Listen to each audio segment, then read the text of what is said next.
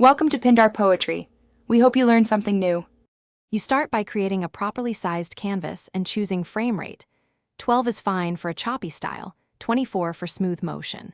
Create separate layers for base eye, iris, pupil, highlights, and an eyelid layer so you can animate parts independently. Once done, enable onion skin and duplicate your first frame layer to form a clean keyframe baseline. This approach isolates motion per element and makes later adjustments non-destructive, so you can focus on timing and shape without corrupting the artwork.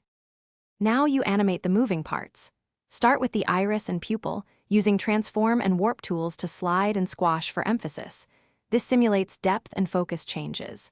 Next, animate the eyelid, set a down keyframe, an up keyframe, and add 1 or 2 in-betweens for a natural blink arc.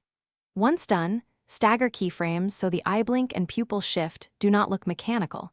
Make sure to lengthen holds on important expressions to convey weight and intent, which improves perceived realism. Finish by polishing. Add highlights on an overlay layer and a faint motion blur or smudge to suggest speed. Small details sell the motion. Then preview the whole sequence, tweak timing and spacing, and export to WebM or MP4 with lossless-ish settings if possible to preserve crispness.